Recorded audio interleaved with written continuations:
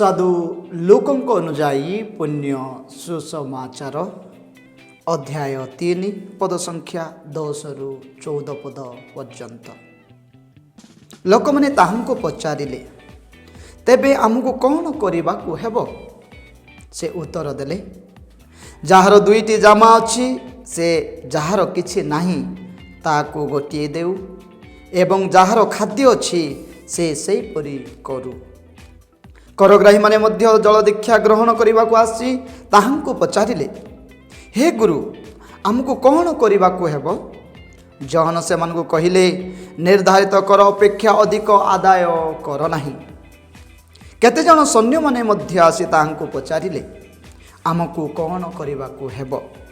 से मानकु कहिले, बलपूर्वक किंबा मिथ्या दोषारोप करी काहाठारु अधिक धन लुंठन कर नाही। तुम मानकर मजूरी रे संतुष्ट हुओ। यह ही प्रभुंकर पुण्य सुसमाचार। प्रभुंकर जय। कृष्ण प्रेम रे मोर प्रियर बापा माँ भाई और भौणी माने आपण मानक समस्त को मोर आंतरिक शुभेच्छा एवं समस्त को मोर जय जीशु। जड़े युवक गोटे कंपनी रे काम करुथांती, अत्यधिक टैलेंटेड एवं अत्यधिक मात्रा से जानिछंती कि प्रकार भाव में कार्य करा जाए, किंतु दुर्भाग्यवशत किछि वर्ष परे ताहांको सेई कंपनी रू बा अनुष्ठान रू बाहर करा जाय थाए।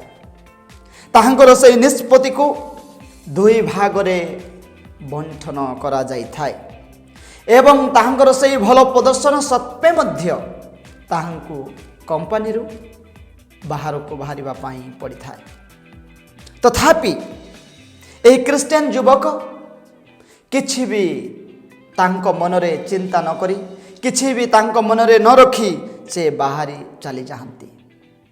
दिने एक सांबादिक तांको निकट को जाती, पचारती, तुमको एडे बड़ कंपनी रू बाहर करागला, आपण कौन किछि भावुनाहांती? आपण को मन भितर किछि दुख आसुनाही?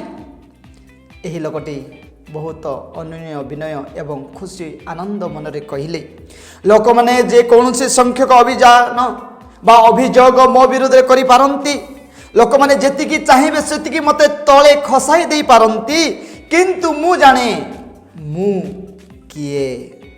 एवं से आउरी मध्य कहिले, मु प्रतिदिन गिरजा को जाए, मु प्रतिदिन आम मंडली गिरजा बा मंडली गृह को जाए एवं से बड़ कृष काठ को देखे एवं मु कहे, प्रभु केवल तुमे मोर एवं मु तुमर मो जीवन पाई कहीं मध्य नाहंती।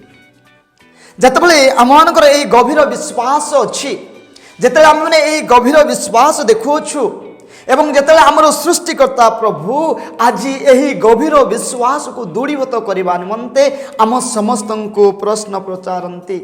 आज क्रिश्चियन भाव में जो माने एक समाज रे बास करूछु, आज क्रिश्चियन भाव में जो माने एक मंडली रे बास करूछु, आज क्रिश्चियन भाव में जो माने एक परिवार रे आमे बास करूछु, आम समस्त को आज यही प्रश्न आसे एवं आज आमे आमर यही त्राणकर्ता को आज उत्तर देवार अछि, आमर विश्वास केते परिमाण रे अछि। एवं आज यीशु पचारुछंती, तुमे यही जगत रे बास करुथिबा समय तुमे मो पाई छिड़ा हवा पाई, तुमे मो पाई ठिया हवा पाई प्रस्तुत अछ कि? किंतु आमे प्रायतः मनुष्य आमे यही जागतिक जीवन रे यही जागतिक समाज रे आमे समस्ते हजि जाइछु। तेणु आज रे सुसमाचार रे आम समस्त को यही दिगरे आलोकित कराउछि।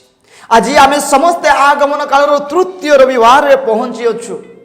यही रविवार को मध्य लाटिन भाषा रे कहा जाए गाउदेत संडे बा आनंदर रविवार, आनंद करिवार रविवार, कृष्ण को पाई प्रस्तुत करिबा पाई निज निज को आनंद करिबा एवं कृष्ण को प्रस्तुत करिबा पाई प्राय तो अधारु अधिक समय, अधा दिनरु अधिक समय बीती जाइछि, आमे समस्ते प्रस्तुत करूछु। बेले बेले आम दैनिक जीवन रे आमे माने हत व्यस्त रे अछु।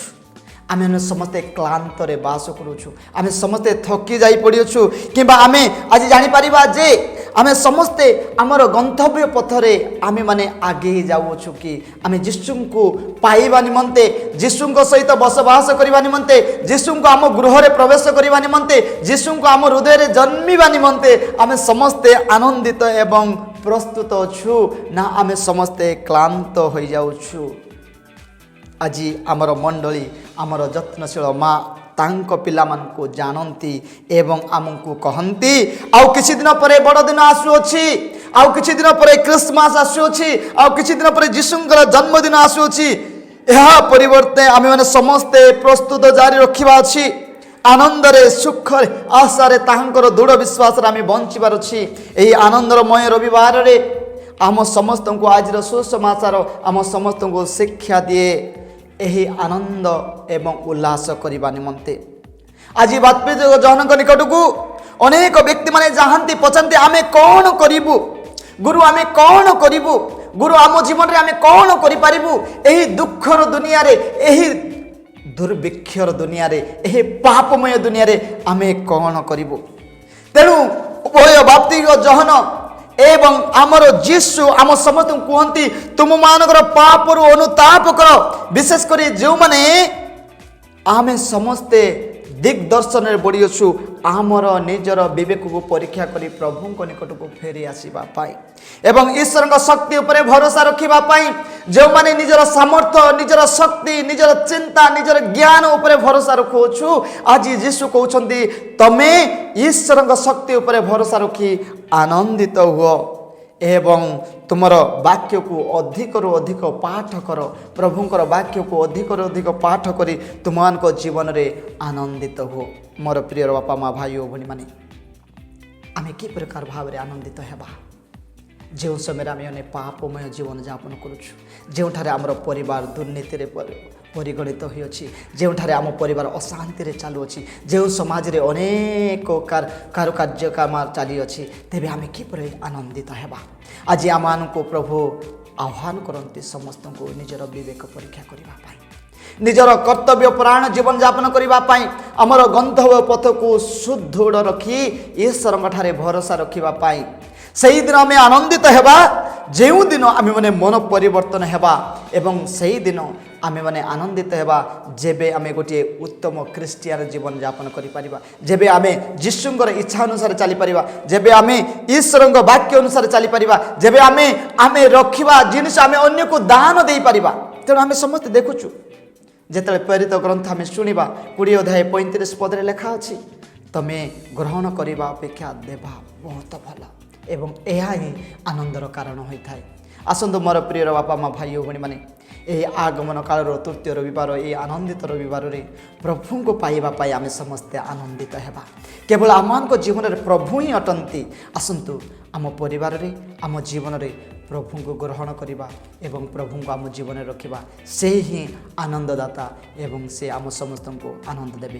प्रभु आपण मान समस्त को यही आनंदमय रविवार आनंदित करंतु एवं तांकर अनुग्रह एवं तांकर करुणा आपण माननको एवं आपण मान परिवार को एवं आपण मान जीवन को वर्षण करंतु। प्रभु आम समस्त को अनुग्रह आशीर्वाद करंतु पिता पुत्र एवं पवित्र आत्मा नाम रे आमेन।